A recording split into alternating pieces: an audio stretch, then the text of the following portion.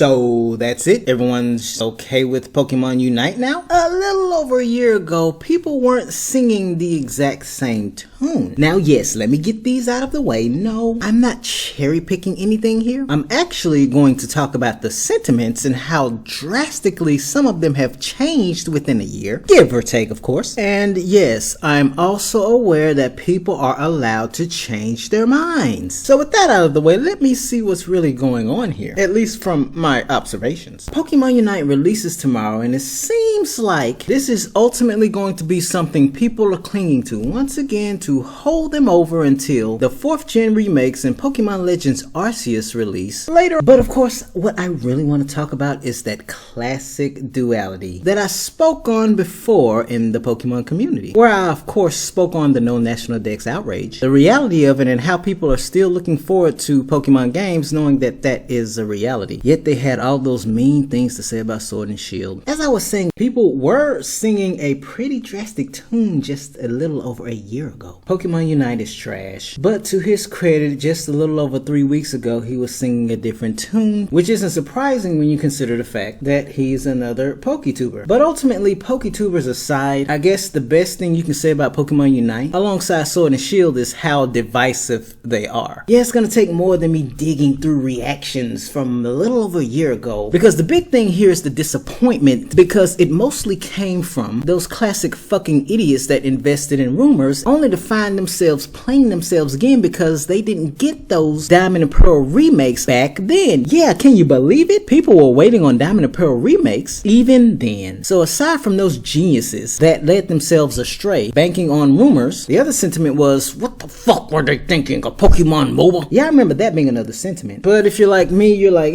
whatever, it's not my cup of tea. There's articles for days on this. But yes, I remember the biggest thing that people were upset with when it came to the announcement of Pokemon Unite is the involvement of Tencent. Remember guys, you didn't want these guys giving you some more free-to-play bullshit, knowing how it works, and looking at you through a spyglass through your mobile devices and hacking into your lives. Yeah, remember Tencent being this scummy company with this free-to-play bullshit and predatory business tendencies? So how did everyone get from these extremes to everyone looking forward to the release of Pokemon Unite tomorrow? I mean, sure, if you're a PokeTuber, again, there's no surprise there. That's just free real estate to milk the shit out of, yet again. What else is on the horizon if you're not interested in new Pokemon Snap, the trading card game, or Sword and Shield, other than the latest and greatest thing in the Pokemon ecosystem that you're looking at? There was also that thing last year, and I made videos about this as well, where the outrage was so bad, YouTube ended up having to bot back against all of the dislikes. Now, at least when it comes to the Singapore Pokemon channel, their excuse for re-uploading the video was because of an error in the video, which, you know, could easily be solved by an annotation or the many different tools a YouTube video offers you to correct mistakes. See, it's right here. Due to inaccuracy in the footage, we corrected the video and re-uploaded it. And this is the revised part. They ended up disabling the ratings anyway. So again, what the fuck was the point of all of that? So whether dislike botting was actually a thing, or people were legitimately upset for whatever reason, and whether or not YouTube botted back, this was a thing. But in case you didn't know, YouTube on occasion, for whatever real reason, removes likes and dislikes from videos. I know because I've observed such a thing on my videos. We can chalk all of that up to YouTube being YouTube, along with the backlash hitting all of those Unite videos. With all of this duality going on, wait, hold on. About these ratings, it's clear YouTube needs to succeed their flawed system if all they're ultimately doing is trying to move up content in their flawed